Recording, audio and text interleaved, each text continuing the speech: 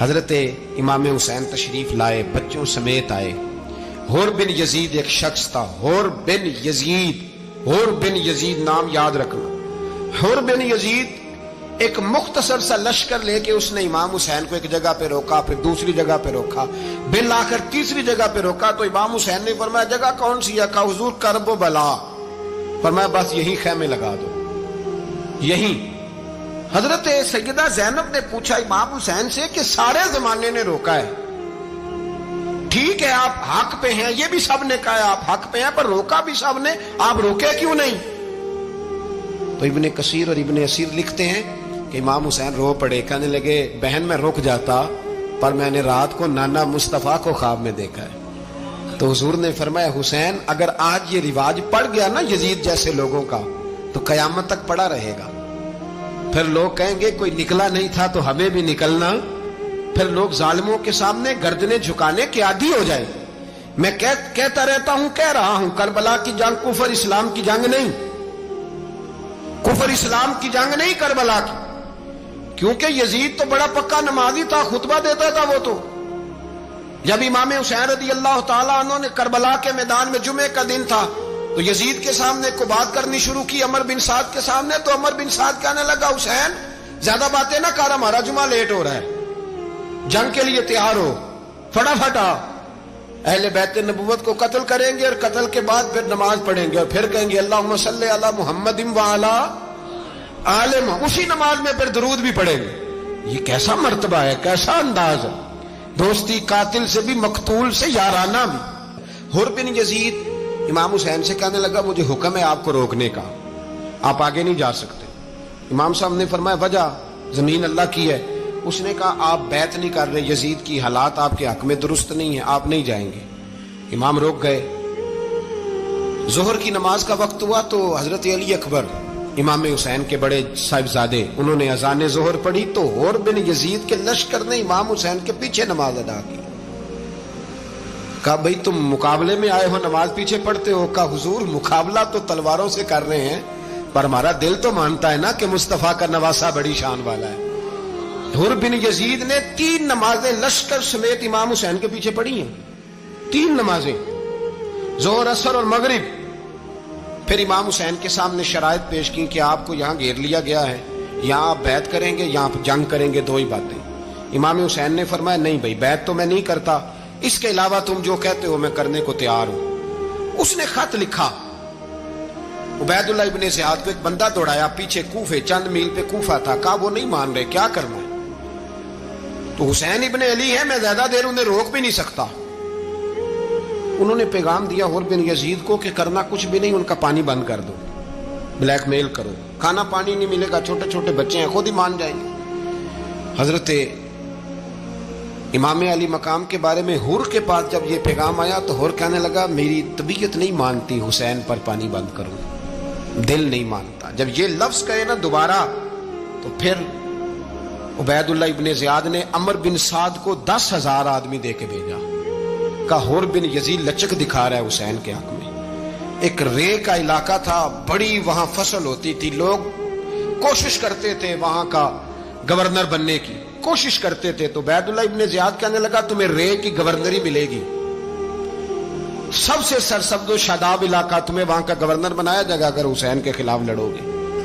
یہ اتنی زبردست ہوتی ہیں گورنریاں کہ گورنریوں کے لیے لوگ نسل رسول کے خلاف بھی نکل آتے ہیں، یہ اتنی تگڑی ہوتی ہیں، اتنی جلدی وفاداریاں بدلتی ہیں۔ امام حسین کو روک لیا گیا، عمر بن سعد نے روک لیا۔ 1 محرم کو امام آئے، 7 محرم تا روکا گیا، 7 محرم کو پانی بند کر دیا۔ جانور پانی پیتے تھے، گھوڑے پیتے تھے، کتے پیتے تھے، لیکن مصطفیٰ کے گھرانے کو پانی پینے کی اجازت، 3 دن تک پانی بند رہا۔ 9 محرم کو عمر بن سعد نے اور لوگ بلائے۔ شمر ایک بڑا سخت آدمی تھا، سنگ دل بدبخت، جس نے حضرت علی اصغر کے گلے پر تیر مارا تھا، وہ اور لشکر لے کے آیا۔ رات کو کہنے لگا امام حسین رضی اللہ تعالیٰ عنہ سے کہ بس بڑا ہو گیا، یہ 9-10 محرم کی درمیانی رات، یہاں آپ جنگ کریں گے یا آپ بیعت کریں گے، 2 ہی باتیں۔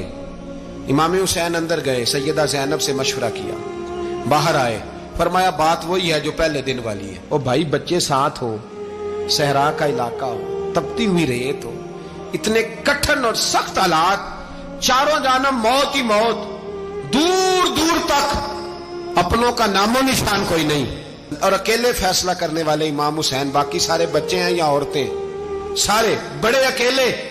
इमाम हुसैन रज़ी अल्लाह ताला अन्हु ने फरमाया, भाई बैत तो मैं नहीं करता, बाकी जो तुम्हारा प्रोग्राम है। शिमर और इब्ने साद कहने लगे फिर जंग के लिए तैयार हो जाएं। क्या अंदाज है इमाम हुसैन का।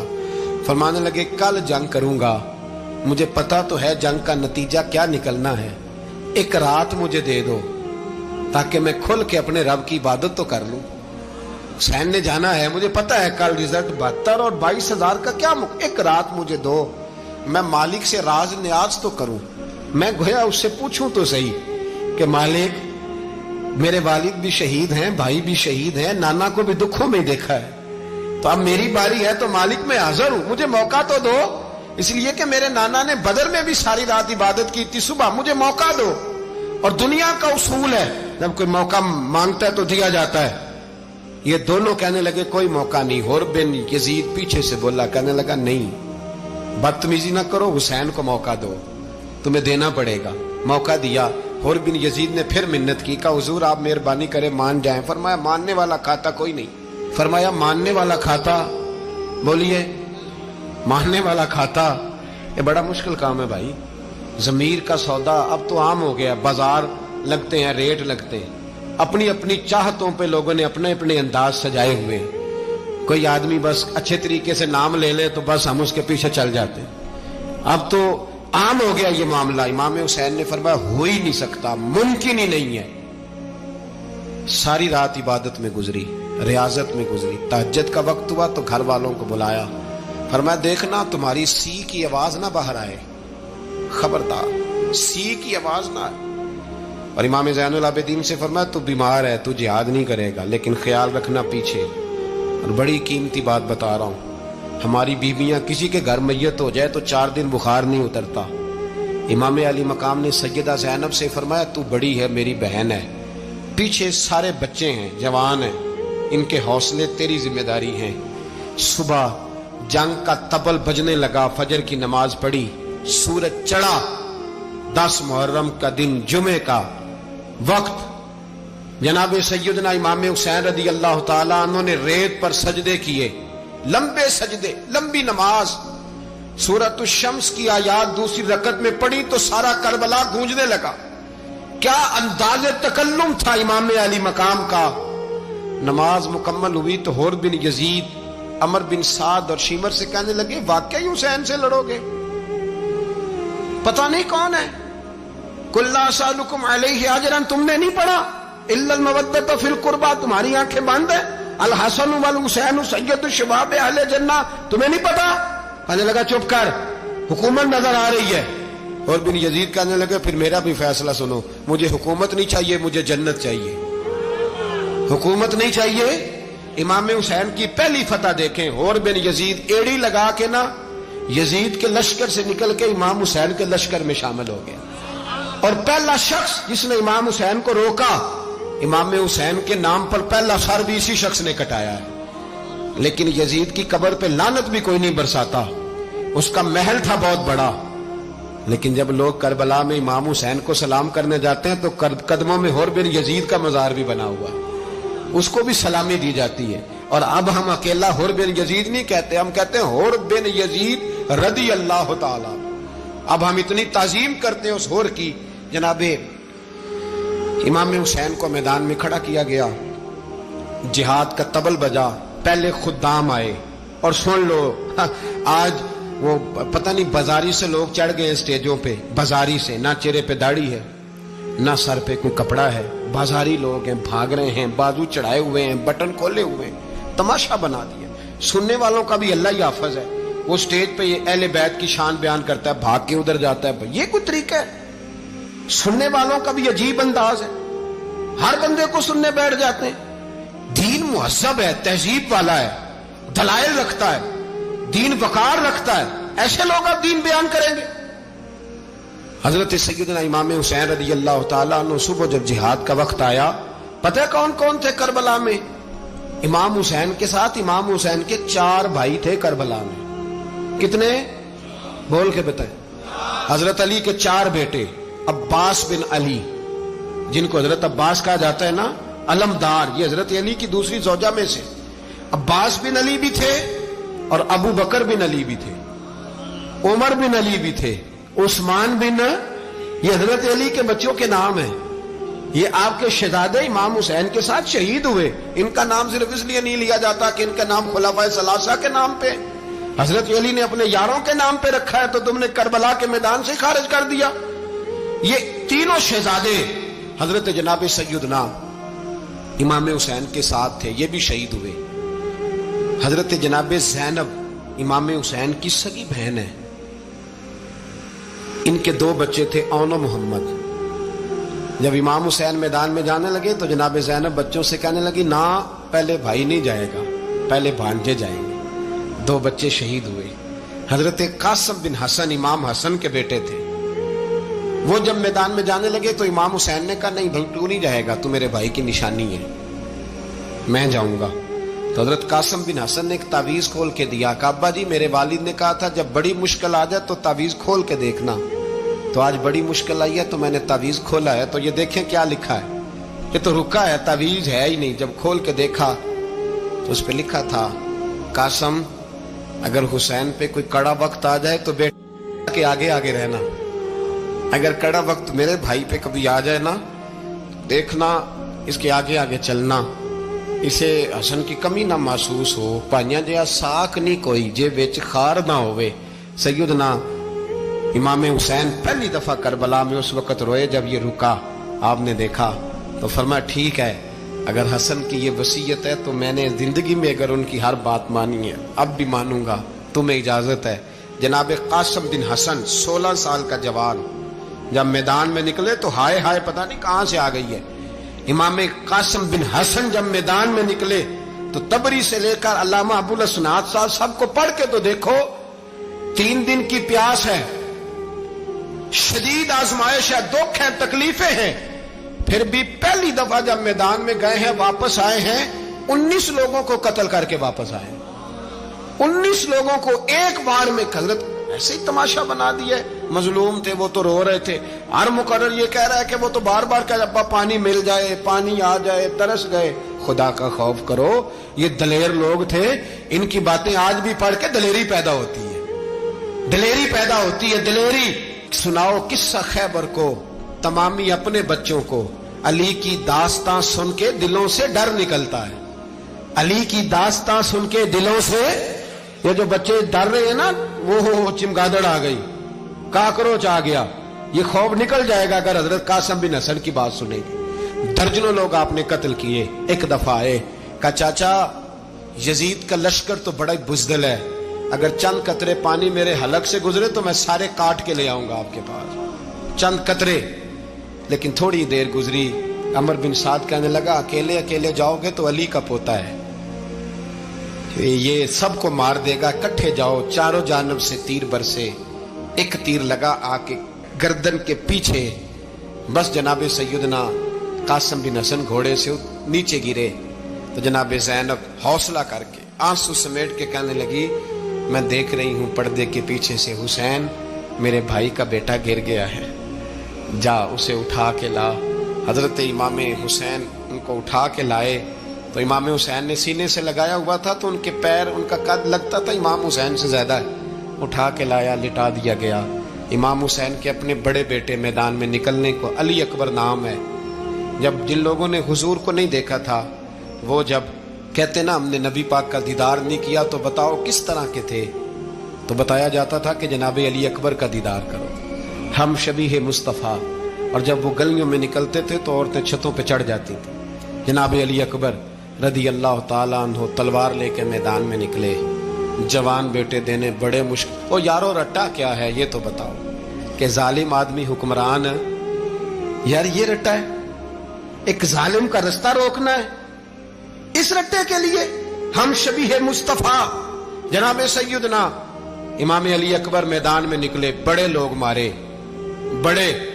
پھر ایک تیر ان کے بھی گلے میں لگا اور جب وہ گرے نا زمین پہ تو حضرت امام حسین دوڑ کے آئے، دوڑ کے، اور جب تشریف لائے تو ان کے گلے سے تیر کھینچا تو ایک جملہ لکھا ہے صاحب تبری نے، اس نے حد کر دی، کہنے لگے تیر کھینچا تو امام حسین کی آنکھوں میں آنسو آئے، کہنے لگے کاش جناب ابراہیم آج میرے سامنے ہوتے تو میں انہیں کہتا کہ آپ نے تو بیٹا ذبح کرتے وقت آنکھوں پہ پٹی باندھی تھی، دیکھو میں کھلی آنکھوں سے بچے ذبح کر رہا، کھلی آنکھوں، کاش جناب ابراہیم خلیل ہوتے تو انہیں کہتا۔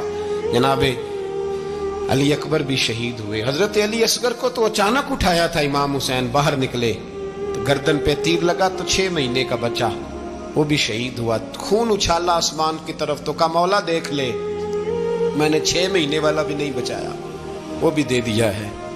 پھر حضرت عباس کو بیٹیوں نے کہا کہ اب نہ، کچھ کہتے ہیں پہلے شہید ہوئے، کچھ نے لکھا بعد میں، کہ اب ہم سے پانی کے بغیر نہیں رہا جاتا، تو جناب عباس پانی کا مشکیزہ لے کے نکلے، باہر نکلے، ایک ہاتھ کٹا، دوسرے پہ مشکیزہ وہ بھی کٹا، دیکھ لو میں پس منظر پہ ہوں ابھی تک، میں بتا رہا ہوں کہ جہاد کس کے خلاف تھا؟ ظالم حکمران کے خلاف، ظالم کافر کے خلاف نہیں، مشرک کے خلاف نہیں۔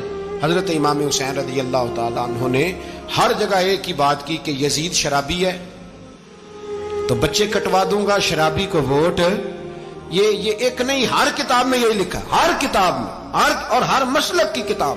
یزید چونکہ مجرے دیکھتا ہے، رنڈیوں کا ناچ دیکھتا ہے، بچے کٹوا دوں گا، اس کے ہاتھ میں ہاتھ۔ امام حسین نے فرمایا چونکہ اللہ کی حدوں کو توڑتا ہے، حقوق اللہ پامال کرتا ہے، حدود اللہ، بچے کٹوا دوں گا لیکن اس کے ہاتھ میں ہاتھ۔ سارا دن خود مجرا دیکھنا اور 10 محرم کو 2 دیگیں پکا کے حسینی بن جانا، سارا سال خود گند مند کرنا، شرابیوں کے ساتھ رہنا اور 10 محرم کو 2 آنسو بہا کے یاد رکھنا۔ میں ہمیشہ کہتا ہوں، پھر کہہ رہا ہوں، جس کے موبائل میں گندے گانے ہیں، گند دیکھتا ہے، شرابی کبابی کا سپورٹر ہے، ووٹر ہے، یا مجرے دیکھتا ہے آتا جاتا ہے، وہ یاد رکھے قیامت میں امام حسین کا ہاتھ ہوگا، اس کا گریبان ہوگا۔ ہم سے نہ رقم ہوں گے قصیدے یزید کے، ہم لوگ تو حسین کے سیرت نگار۔ حضرت عباس کا بازو کٹا، پھر پانی تو بھر لیا تھا، لا نہ سکے، پھر گردن کٹی تو شہید ہوئے۔ بچوں کی بھی شہادت ہوئی، پر جب ان کا لاشا اٹھایا تو امام حسین کہنے لگے مولا اب نہ حسین کی کمر کمزور ہو گئی ہے، اب کمزور ہو، اور بھائی ایک میت ہو جائے تو 4-5 دن تو پوری آنکھیں نہیں کھلتی، کیسا جری خاندان ہے۔ تھوڑی دیر گزری تو امام علی مقام نے پٹکا باندھا، سر پہ دستار باندھی، مولا علی کی تلوار پکڑی، نبی پاک کا امامہ باندھا اور گھوڑے پہ سوار ہوئے تو کہنے لگے زینب گھر تیرے حوالے اور میں اللہ کے حوالے، گھر تیرے حوالے اور میں، اور پھر امام حسین نکلے، امام علی مقام نکلے۔ راوی کہتے ہیں کہ یہ جلوہ پہلے بھی بڑے سونے تھے، پر آج جو رنگ دیکھا وہ کبھی نہیں دیکھا۔ کیا انداز تھا، جدھر جاتے نعرہ لگاتے تو حد ہو جاتی۔ اتنے لوگ امام حسین نے کاٹے، اتنے کاٹے، پھر واپس پلٹ کے آئے اور کہنے لگے زینب ذرا پردے کے پیچھے سے دیکھ تو صحیح میری بہن، ان بزدلوں کو جرت ہی نہیں ہو رہی حسین کے مقابلے میں آنے، ایک دوسرے کو دھکا دیتے، تو جا تو جا، پھر اکٹھے وار ہوئے۔ یہ کون ہے کٹا ہوا، لباس ہے پھٹا ہوا، یہ بال یقین حسین ہے، نبی کا نور عین ہے۔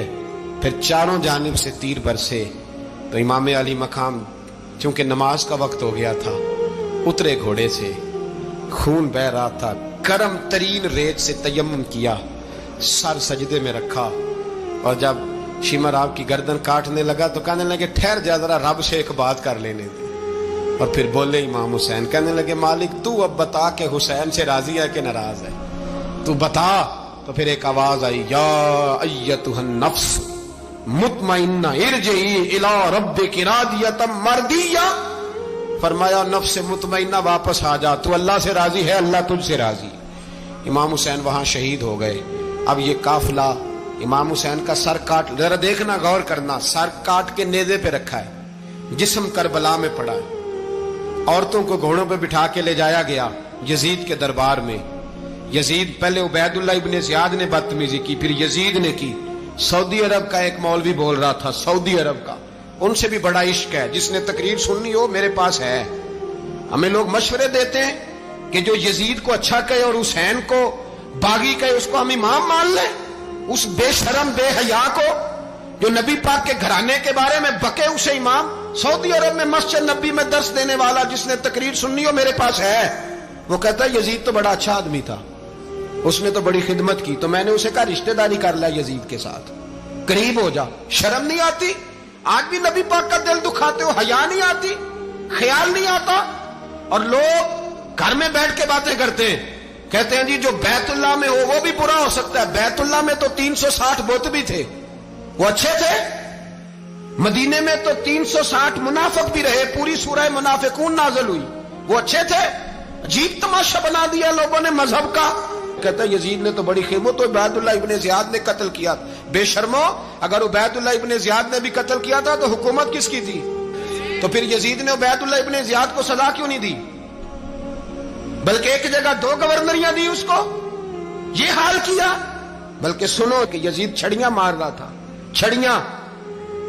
امام حسین کے لبوں پہ تو نعمان بن بشیر صحابی تھے, بول پڑے, کہنے لگے یزید بدبخت, ہاتھ پیچھے اٹھا, مجھے اللہ کی عزت کی قسم میں نے سینکڑوں بار نبی پاک کو ان ہونٹوں کو چومتے دیکھا ہے. حضرت جناب زینب عورتوں کے مجمع میں پیچھے ہو کے بیٹھی ہیں. یزید کے پاس جب پہنچا لشکر تو یزید کہنے لگا دیکھو اللہ نے مجھے عزت دی اور میرے مخالفوں کا کیا حال ہوا. تو بی بی زینب بول پڑی, اتنے صدمے سہے پر آواز توانا ہے, جاندار ہے, جاندار. ہمارا کسی بندے سے جائیداد کا رٹا نہیں, ہم تو چاہتے ہیں امت اکٹھی ہو جائے, لیکن جو بندہ نبی پاک کی ماں کو دوزخی کہے, حضور کے باپ کو جہنمی کہے, یزید کو امیر المومنین کہے, اس کے ساتھ اتفاق رائے کر لیا جائے, یہ مذہب ہماری سمجھ میں نہیں آتا, بالکل نہیں آتا, قطعاً نہیں ہماری سمجھ میں آتا. کیسے اتحاد کر لیا جائے؟ یہاں تو میرے بھائی جو ہمارے ابا کا مخالف ہو اس سے اتحاد نہیں ہوتا, اور جو نبی پاک کے والد کو دوزخی کہے اس سے اتحاد ہو جائے. کہتے ہیں جی وہ جی اتنی فرقہ واریت ہو گئی, ہم کس مسجد میں جائیں؟ 60 پارٹیاں پاکستان میں رجسٹرڈ ہیں جو الیکشن لڑتی ہیں. کبھی کسی بندے کو ٹینشن نہیں ہوئی کہ کس کے پاس جائیں کس کے پاس نہ جائیں, کبھی نہیں کوئی بولا کہ اب وہ بھی کھڑا ہو گیا, وہ بھی, کوئی ٹینشن نہیں. مذہب کی باری ٹینشن ہو جاتی ہے. اتنا بڑا مذہب ہوتا ہے بھائی, غلط بندے بھی آ جاتے ہیں بیچ میں, تھوڑا پہچان کے چلنا پڑتا ہے صحیح کون ہے اور غلط. اور یہی تو ہمیں امام حسین نے بتایا ہے کہ مذہب کے اندر ہی تم نے شناخت کرنی ہے کہ بندہ ٹھیک کون ہے اور بندہ غلط. یہی تو کربلا ہے, یہی تو امام حسین نے بتایا, کفر اسلام نہیں, حق اور باطل. تو سمجھیے گا حضرت سیدہ زینب نے جب سنا نا کہ یہ کہہ رہا ہے کہ مجھے اللہ نے عزت دی, تو جناب زینب بولی, نعمان بن بشیر کہتے ہیں بی بی بولی, اتنے صدمے ہیں پر جناب زینب بولی اللہ اکبر, اس انداز میں بولی کہ پہلے قرآن مجید کی آیت پڑھی, کہنے لگی وَتُعِزُّ مَن تَشَاءُ وَتُذِلُّ مَن تَشَاءُ بِيَدِكَ الْخَيْرُ إِنَّكَ عَلَىٰ كُلِّ شَيْءٍ قَدِيرٌ. اور پھر کہنے لگی یزید تو بکتا ہے, کہتا ہے کہ تو عزت والا ہو گیا, یہ تیری حکومت ہے, 4 دن گزرنے دے, تجھ پہ کوئی لعنت بھی نہیں برسائے گا, اور میرے بھائی کا قیامت تک ممبروں میں اور خطبوں میں ذکر ہوا کرے گا, وقت گزرنے دے. جب جناب بی بی زینب بول رہی تھی تو حضور کے ایک نابینا صحابی پاس بیٹھے تھے, جناب نعمان بن بشیر کا ہاتھ ہلایا, ہلا کے کہنے لگے کیا علی آ گئے؟ تو علی کی آواز لگتی ہے, جبریل امی بول رہے ہوں جیسے, حکمت کے گوہر رول رہے ہوں جیسے, دربار دمشق میں بی بی زینب کا خطاب منبر پہ علی بول رہے ہوں جیسے. میرے بھائی بس کربلا والا قافلہ تو مدینے پہنچ گیا, 3 سال یزید نے حکومت کی, شرابیں عام ہو گئیں, مکے پہ حملہ ہوا, خانہ کعبہ کا غلاف جلا, مدینے پہ اس نے حملہ کیا, 3 دن مسجد نبوی میں اس نے گھوڑے باندھے, مسجد نبوی میں صحابہ کو نکال کے اپنا اس نے امام مقرر کیا, لیکن پھر امت نے اسے قبول نہ کیا, پھر وہ رسوا ہوا اور آج تک وہ رسوا ہے. لیکن امام حسین کا نام کل بھی زندہ تھا اور آج بھی. درس یہ ہے, درس یہ ہے, پیغام یہ ہے, پیغام یہ ہے. یاد رکھو موت تیزی سے آ رہی ہے, ہمارے ساتھ والے دائیں بائیں والے سب چلے گئے, اسی طرح نمبر لگے گا, ایک دن اعلان ہوگا. ضمیر کے قیدی بن کے زندگی نہ گزارو, بالکل نہ گزارو. یہ تھوڑی سی زندگی ہے, دنیا سجن المومن. حق بات کرو, حق پہ ڈٹنا سیکھو, دین سمجھو, خبردار رسول پاک صلی اللہ علیہ وسلم کے دین میں ظالم, جابر, فاسق, فاجر کی کوئی گنجائش قطع نہیں ہے. اپنے آپ کو سمیٹو, اپنے آپ کو سنبھالو, دین میں اپنا کردار ادا کرنے کی کوشش کرو. دین طلب کرتا ہے ہم سے کہ ہم نے دین کو کیا دیا ہے. امام حسین نے سارا گھرانہ دین کے لیے دے دیا. ہمارا جو بچہ کسی کام کا نہیں رہتا اسے مدرسے داخل کراتے. ہم نے دین اتنا کمزور کر دیا ہے کہ عالم اگر شور نہ کرے، عالم اگر شور نہ کرے، زور نہ کرے، گھٹن والا ماحول ہو گیا. مذہب کی پوزیشن کمزور کر دی. اب جہاں تک اس بات کا تعلق ہے جی فرقے ہو گئے، تو میرے بھائی یہ کوئی اتنی خطرناک بات ہے، یہ کوئی اتنا مشکل معاملہ نہیں ہے. یہ تو امام حسین نے بتا دیا تھا کہ یزید کے طور پر ایک غلط فرقہ کھڑا ہو گیا ہے، لہذا اس کا مقابلہ کرنا ہے. اس میں کوئی بری بات ہے؟ لیکن ایک سبق ہے بزرگوں کا کہ اگر سچی بات بھی نہیں کرنی تو پھر اس منبر کا حق ادا نہیں ہوتا. جو سچ بولے وہ حسینی ہے، جو ظالم کے سامنے کھڑا ہو جائے وہ حسینی ہے. جو مصلحت کوش ہو، جو کہے ٹائم نہیں، گراؤنڈ ریالٹی نہیں، حالات نہیں، طبیعت نہیں، موقع نہیں، تو ابھی امام حسین کے پیغام کو نہیں سمجھا.